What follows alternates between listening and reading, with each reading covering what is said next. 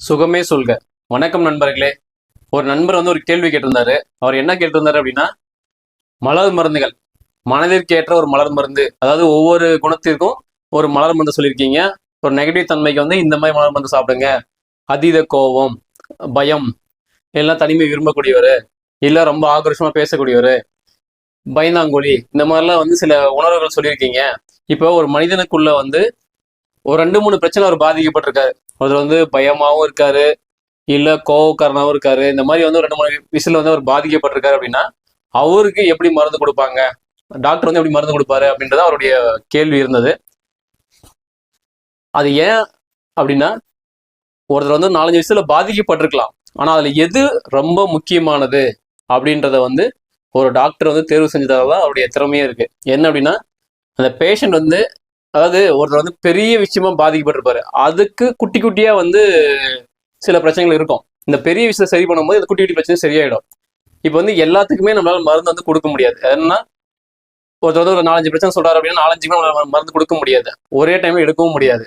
இப்போ நம்ம என்ன பண்ணுவோம் அப்படின்னா, அந்த பேஷண்ட் என்ன பண்ணுவாங்க அப்படின்னா, டாக்டர் பேச வைப்பாரு. அவர் முன்னாடி பேஷண்ட் பேச வைப்பாரு.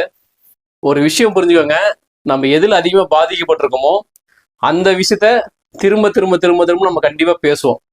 அதுதான் பாயிண்ட். அந்த நுணுக்கத்தை டாக்டர் கண்டுபிடிச்சு அவர் எந்த விஷயத்த அதிகமா பயன்படுத்துறாரோ முதல்ல அதுக்கு மருந்தை கொடுத்து அதை சரி பண்ணுவாரு. அது சரி பண்ணும் போதே மற்ற பிரச்சனைகளும் சரி ஆயிடும்.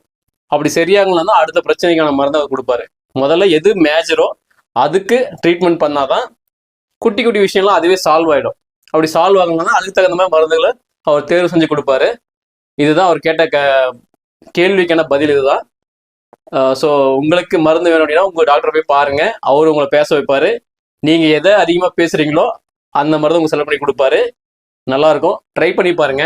ஏன்னா மனதிற்கு ஒரு மலர். டாக்டர் எட்வர்ட் பேட்ச் என்ன சொல்ல வர்றாரு அப்படின்னா, வியாதிகள் இருந்தாலும் வியாதிகள் சரியானா கூட மனிதனுடைய மனங்கள் வியாதி இருக்கிற மாதிரியே ஒரு ஜென்ரேஷனை கொண்டு வருதான் மனசுக்குள்ள. முதல்ல நம்ம மனசை சரிப்படுத்திட்டோம் அப்படின்னா வியாதி சரியாயிடுதுன்னு சொல்றாரு அவரு. ஒரு பிரச்சனைக்கு நம்ம போறோம், அந்த பிரச்சனை சரியாயிடுது. அவர் எல்லா டெஸ்டும் பண்ணிட்டாரு, எல்லாம் பார்த்துட்டாரு, எல்லாமே ஓகே. ஆனா இருந்தாலும் அந்த பேஷண்ட் எனக்கு இந்த பிரச்சனை இருக்கிற மாதிரியே தோணுதுன்னு சொல்லிட்டு இருக்காரு. அப்பதான் அவர் கண்டுபிடிக்கிற என்ன சொல்றாரு அப்படின்னா, வியாதிகளே இல்லைனாலும் மனிதனுடைய மனம் தான் அது வியாதிகளை உண்டு பண்ணுது அப்படின்னு சொல்லியிருக்காரு. அப்ப மனசை சரிப்படுத்திட்டோம் அப்படின்னா வியாதிகளுடைய தீவிரமும் சரியாயிடும். அதான் அவர் சொல்ற ஒரு கூற்று. மனமான செம்மையானால் மந்திரம் ஜெபிக்க தேவையில்லை. நன்றி, வணக்கம்.